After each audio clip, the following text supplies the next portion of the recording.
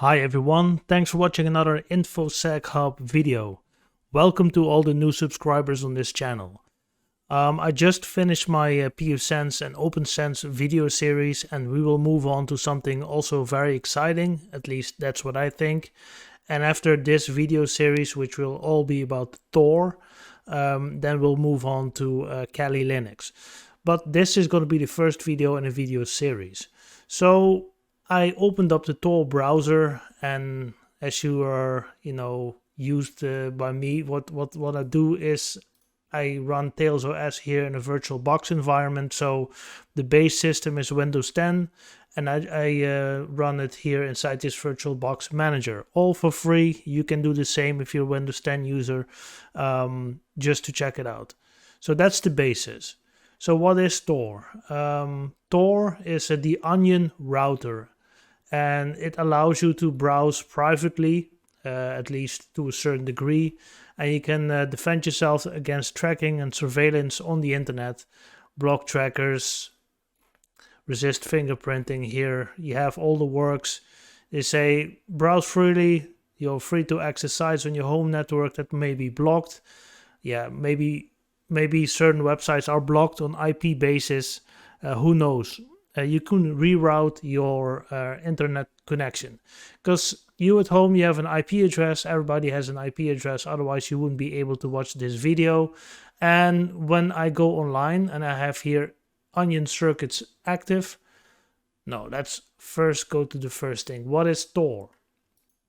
So you are a user, and with Tor you connect to a first node, and a node is another person's computer.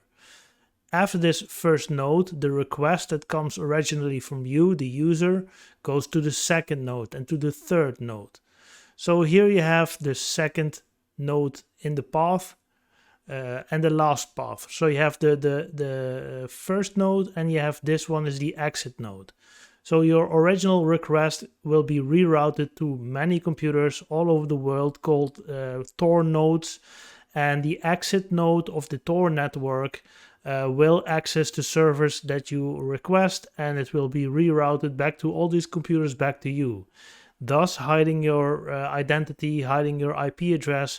And it's pretty difficult for a company to go back what was the original user, but most of the time they don't care, because they just have they have a service for you to offer. Maybe I'm from Europe, certain things are not possible for me to access, and with Tor they are, because based on IP, maybe I have an exit node somewhere in the United States, and it looks like I'm local, right? So all the information will be rerouted back to me in Europe. Again, Tor is not very fast, but that's how it can work, right? You can also block firewalls, go through firewalls, stuff like that. Okay, so this is the onion circuit. And why do we call it an onion? An onion has several layers, and that's exactly the same with Tor. You have multiple nodes, so you want to get to the core of it, and the exit node is basically the skin. Okay, so we have a browser here, the Tor browser. Go to preferences, and here prioritize onion sites. And what's an onion site? This is an onion site. So Haystack is a DarkNet search engine, and it has an onion address.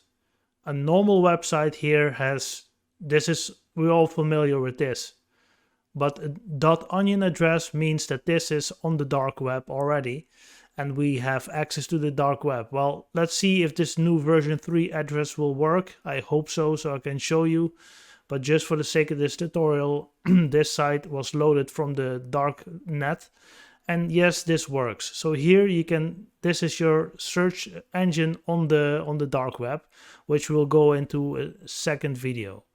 So here you see all the searches performed today, and that they indexed 1.5 billion pages. Great stuff. I really have to dig into what you can find on the dark net, because browsing the dark net is not illegal. It's not illegal. but there's certain things that I will show you on my computer screen. Certain things need to be blurred out, or certain things shouldn't be shown on YouTube, because YouTube has certain guidelines and I can't show you everything that I find there. So long story short, I'm connected to the dark web right now.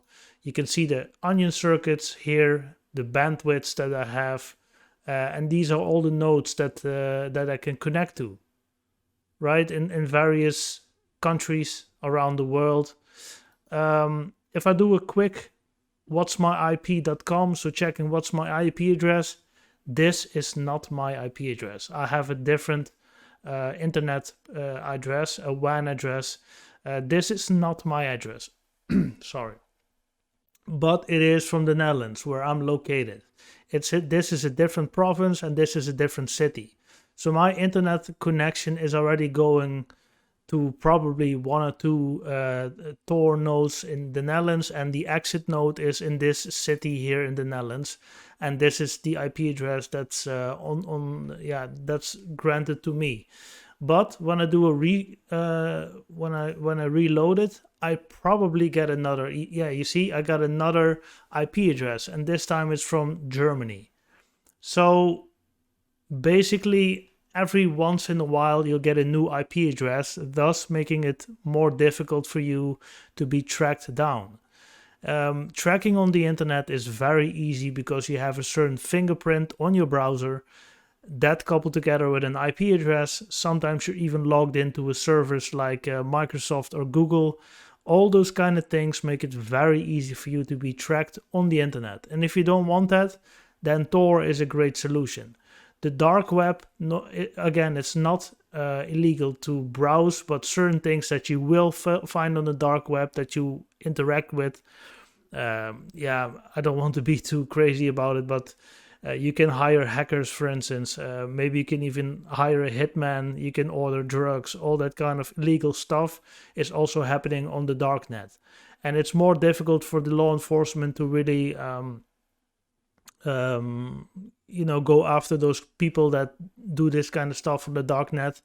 But don't think that you're invincible on there. There are also many law enforcement agencies have their own Tor exit nodes. So all the traffic that comes from the Tor network, and you put some logging on there, and it's not you're not 100% anonymized. It's just not possible. The darknet has already been infiltrated by law enforcement as well. Just so you know. And also, I don't encourage anyone out there just to do anything illegal. This is just for educational purposes, just to show you how the dark net looks like, and this is how you can connect to it. So I'm running TailsOS, and I have onion circuits open. That's here, internet, onion circuits, and here's the Tor browser. So here with this one, what you see here in the background, I'm connected to the various Tor nodes, and this is the browser itself. So this is for the first video, a real introduction to the dark net, the dark web, and in the next video we will go and do some searches and see what kind of stuff we can find online. But I have to check out what I'm capable to show and what not, because it is a dark, shady place. Thanks for watching, and we hope to catch you guys in the next video.